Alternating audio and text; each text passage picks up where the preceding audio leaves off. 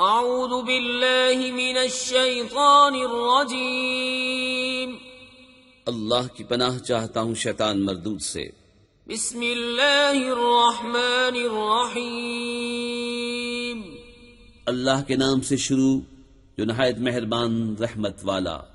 اس وقت دنیا میں دو فتنے بہت عظیم ہیں اور بدقسمتی سے دونوں کو بڑا فروغ حاصل ہو رہا ہے، اور دونوں کا تعلق حضور صلی اللہ علیہ وسلم کی شخصیت سے۔ ایک ہے ختم نبوت کی مہر توڑنے والا فتنہ، نئی نبوت کا دعویٰ۔ یہ ہمارے اس دور میں کچھ عرصے پہلے ایران میں ایک شخص بہاء اللہ اٹھا، اور بہائی آج بھی دنیا میں موجود ہے اور مسلمان ممالک میں موجود ہیں، اور ان کے جو ہے وہ اپنے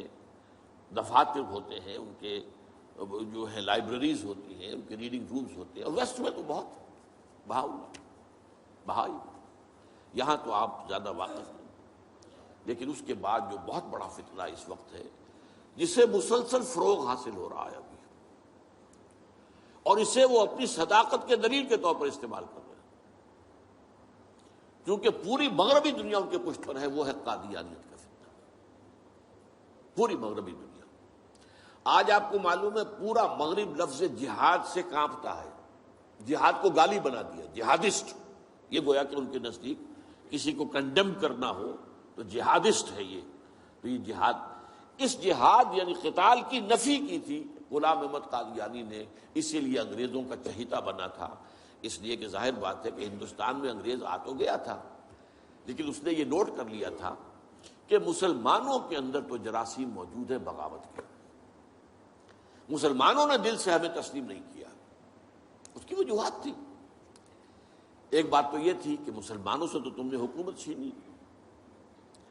ہندو تو پہلے مسلمان کا غلام تھا، اب تمہارا ہو گیا، تو ہندو کے لیے تو معاملہ چینج آف ماسٹرز کا تھا، آقا بدل گئے، یہ تو نہیں کہ وہ حاکم سے محکوم بنایا گیا ہو۔ جبکہ مسلمان حاکم سے محکوم بنائے گئے تو ان کے اندر تو لازماً ایک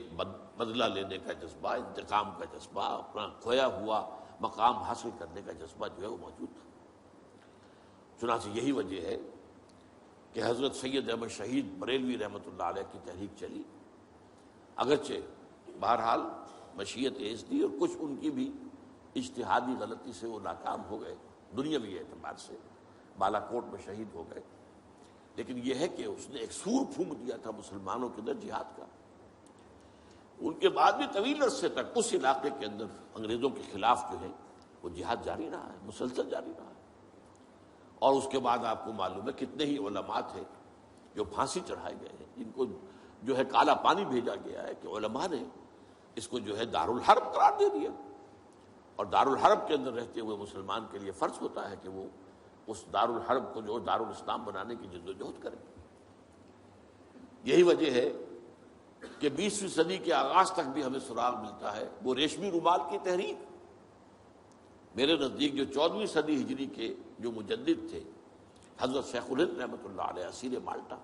ان کی ریشمی رومال تحریک جو تھی وہ یہی تھی، ایک تدبیر تھی، بہرحال وہ نہیں چلی، ناکام ہو گئی، یہ دوسری بات ہے۔ تدبیر یہ تھی کہ ادھر ترکوں سے کہا جائے اس وقت تک ابھی خلافت عثمانیت باقی تھی، یہ تو 1924 میں ختم ہوئی ہے، اور یہ میں بات کر رہا ہوں 1915 کی، کہ وہاں کسی کو بھیجا جائے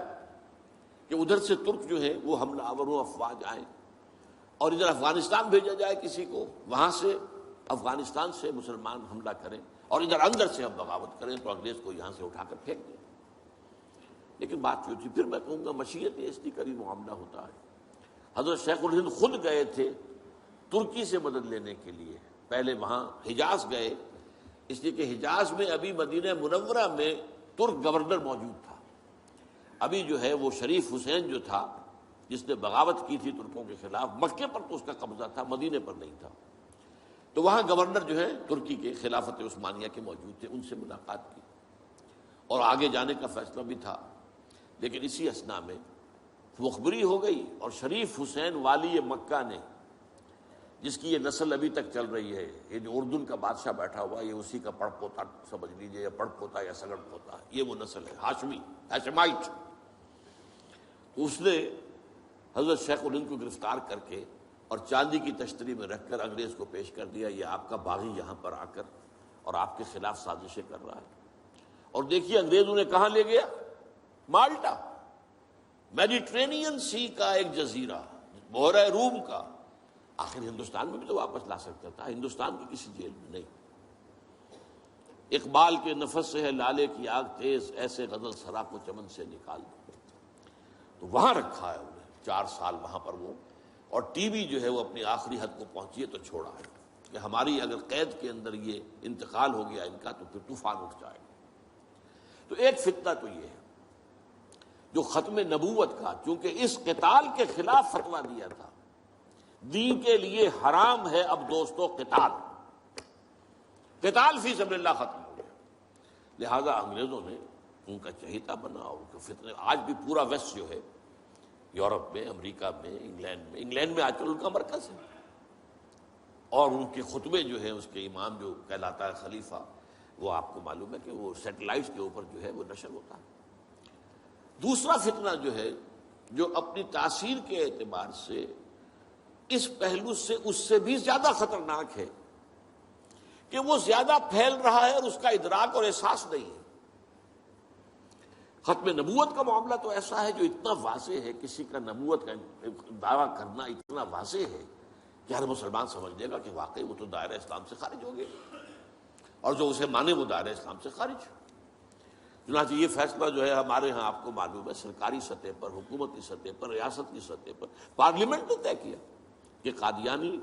خواہ وہ ربوائی ہے اصل قادیانی، خواہ وہ لاہوری ہے جو لاہوری احمدی اپنے آپ کو کہتے ہیں، وہ دونوں دائرہ اسلام سے خارج ہیں۔ لیکن یہ دوسرا فتنہ وہ ہے کہ جو اندر ہی اندر جیسے دیمک جو ہے لکڑی کو کھا جاتی ہے،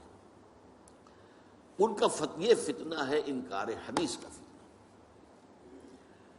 قرآن مانیں گے، قرآن کو سمجھیں گے، حدیث ہاں ٹھیک ہے، حدیث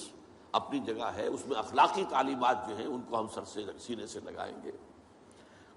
لیکن مطاع جو ہے حضور کی ذات صرف اپنے زمانے کے لیے تھی، بات کے لیے نہیں۔ میں نے جو آج آپ کو آیات سنائی تھی، قل اطیعوا اللہ واطیعوا الرسول، اے نبی کہہ دیجیے اطاعت کرو اللہ کی اور اطاعت کرو رسول کی صلی اللہ علیہ وسلم۔ فَإِن تَوَلَّوْا، پھر اے نبی اگر یہ پیٹھ موڑ لے، فَإِنَّمَا عَلَيْهِ مَا حُمِّلَ وَعَلَيْكُمْ مَا حُمِّلْتُمْ، تو ان سے کہہ دیجیے، انہیں یہ بات بتا دیجیے کہ جو ذمہ داری ہم نے ڈالی اپنے رسول پر وہ اسی کے مسئول ہوں گے، جو ذمہ داری تم پر پڑی ہے اس کے مسئول تم ہوگے۔ وَإِن تُطِيعُوهُ تَهْتَدُوا، اور اگر تم ان کی اطاعت کرو گے تبھی تم ہدایت پر ہوگے۔ دوسرا سورۃ تغابن کی آیت میں نے آپ کو سنائی تھی، وَأَطِيعُوا اللَّهَ وَأَطِيعُوا الرَّسُولَ فَإِن تَوَلَّيْتُمْ فَإِنَّمَا عَلَىٰ رَسُولِنَا الْبَلَاغُ الْمُبِينُ، اطاعت کرو اللہ کی، اطاعت کرو رسول کی صلی اللہ علیہ وسلم۔ پھر اگر تم نے پیٹھ موڑ لی تو جان لو کہ ہمارے رسول پر تو صرف پہنچا دینے کی ذمہ داری تھی، آگے تم مسئول ہو کہ تم تک جو پہنچا دیا گیا تھا پیغام تم نے اسے قبول کیوں نہیں کیا۔ یہ جو اطاعت رسول ہے یہ دائمی ہے، یہ ایسا نہیں ہے کہ صرف حضور اس کے لیے الفاظ استعمال کر دیتے ہیں۔ وہ مرکز ملت اپنے دور میں اپنے زمانے میں مرکز ملت تھے محمد صلی اللہ علیہ وسلم، لہذا امیر جماعت کی حیثیت سے، امیر ملت کی حیثیت سے ان کا حکم مانا جانا ضروری تھا۔ لیکن آئندہ تو جو بھی امیر ہوگا، جو بھی مرکز ملت ہوگا، جو بھی حکومت بنے گی، جو بھی مسلمانوں میں حاکم ہوگا، ان کی اطاعت فرض ہے۔ اور یہ فتنہ اس تیزی سے پھیلا ہے، اس تیزی سے پھیلا ہے، اس لیے کہ شریعت کی بہت سی پابندیاں ان لوگوں نے اسی حوالے سے حدیث کو اٹھا کر پھینک دیا۔ پردہ کوئی شے نہیں ہے، کوئی خاص شے نہیں ہے، پردہ جو ہے یہ تو ایک خاص دور کا کلچر تھا بس۔ اب قرآن مجید کی آیات کی جو ہے وہ غلط تعویلیں کر رہے ہیں، ترجمے غلط کر رہے ہیں۔ اب عام آدمی جو ہے، عام جدید تعلیم یافتہ آدمی جو ہے، اسے کہاں عربی کا پتہ ہے، وہ اسے کہاں پتہ چلتا ہے کہ یہ جو آیت کا ترجمہ کیا جا رہا ہے یہ غلط کیا جا رہا ہے، ٹیڑھا کیا جا رہا ہے۔ یہی آیات کے ترجمے میں تحریف قادیانیوں نے کی ہے۔ ان کا ایک عام مبلغ اور ان کے زیر اثر کوئی شخص آئے آپ سے بات کرے، آپ ہکا بکا رہ جائیں گے، وہ آیتوں پر آیتیں پیش کرے گا، لیکن ترجمے اس کے غلط کر رہے ہیں۔ آخر وہی آیتیں ہیں جو 1400 برس تھے مسلمان جو ہیں صحابہ سے لے کر اور ہمارے دور تک علماء پڑھتے آئے ہیں، ان کا ترجمہ انہوں نے کیا۔ تو یہاں پر بھی یہ ہے کہ وہ تعویلیں غلط کرتے ہیں، اور ایسی ایسی تعویلیں کہ ذرا سے بھی عقل اگر ہوتا کیا ہے، انسان کی مت ماری جاتی ہے۔ کسی خاص معاملے میں آپ کسی شخص سے متاثر ہو گئے، اب اس کی ہر بات آپ قبول کرتے جائیں گے، اس پر جو ہے تنقیدی نگاہ نہیں ڈالیں گے، یہ کمزوری ہے۔ چنانچہ ایسی ایسی تعویلیں بھی ہیں کہ یہ قرآن مجید میں جو آیا ہے کہ چور مرد ہو یا عورت ہو کے ہاتھ کاٹ دیے جائیں، اس کا مطلب ہاتھ کاٹنا نہیں ہے، تو مولویوں نے خامخواہ غلط بات سمجھی ہے، تو بڑا وحشیانہ فعل ہے۔ اس کا مطلب یہ ہے ہاتھ کاٹ دو، جیسے کہ کبھی والدین کہتے ہیں اپنے بیٹے تم نے تو ہمارے ہاتھ کاٹ دیے، یعنی کوئی معاملہ ایسا ہے کہ تم نے ایسی بات کر دی ہے کہ اب ہمارے پاس کچھ نہیں رہا، کوئی چارہ کاری نہیں، تو گویا کہ تم نے ہمارے ہاتھ کاٹ دیے۔ تو ایسا معاشرہ پیدا کر دو کہ چوری کی ضرورت ہی نہ ہو، بس یہ ہے ہاتھ کاٹ دینا، معاذ اللہ۔ حالانکہ قرآن مجید اس کے بعد کہتا ہے جزاء لما کسبا نکالا من اللہ، یہ جو سزا ہے اللہ کی طرف سے اور ان کے کیے کا کرتوت کا بدلہ ہے، یہ بات کہی جا رہی ہے۔ تو یہ جو ہے ایسا نظام قائم کر دینا، یہ کوئی سزا ہے، یہ کوئی عبرت کی بات ہے، یہ تو بہت اچھی بات ہے۔ لیکن یہ کہ وہ لوگ جو پرویز غلام احمد پرویز، عجیب بات یہ ہے کہ پنجاب نے یہ دو غلام احمد پیدا کیے، غلام احمد قادیانی، غلام احمد پرویز، ایک نے مہر ختم نبوت کو توڑا اور ایک نے حدیث کے بارے میں اور مستقل طور پر سنت رسول کو شریعت کی بنیاد ہونے کی حیثیت سے چیلنج کر دیا۔ اور یہ فتنہ میں آپ سے عرض کر رہا ہوں، آج چونکہ جیسے قادیانیوں کو پوری مغرب کی سپورٹ ہے، ایسے اس فتنے کو بھی، کیونکہ وہ کلیش آف سویلائزیشن میں اسلامی تہذیب کو ختم کرنے کے درپے ہو گئے ہیں، اور اسلامی تہذیب کا اور شریعت کا دار و مدار اکثر و بیشتر تو حدیث پر ہے، سنت پر ہے، لہذا وہ دین کی جڑ کاٹنے کے لیے یہ جو انکار حدیث کا فتنہ، یہ استخفاف حدیث کا فتنہ ہے، اس کو سپورٹ کر رہے ہیں۔ اور رینڈ کارپوریشن کی جو سفارشات ہیں ان میں شامل تھا یہ کہ ایسے ماڈرنسٹ کہ جو اسلام کی ایسی تعبیریں کریں جو ہماری تہذیب کے ساتھ مماثل ہو جائیں، تو ان کو سپورٹ کیا جائے اور انہیں خاص طور پر الیکٹرانک میڈیا پر انہیں ایکسپوجر دیا جائے، اور آج یہ ہو رہا ہے پاکستان میں بڑے پیمانے پر۔ تو یہ جو ہے اس اعتبار سے آج زیادہ ضرورت ہے کہ ہم حدیث نبوی کا مطالعہ کریں، تاکہ اس کی عظمت جو ہے وہ ہمارے دلوں میں جاگزیں ہو جائے، اور حضور صلی اللہ علیہ وسلم کے ساتھ ایک محبت کا اشتوا جو ہے رشتہ مضبوط ہو جائے۔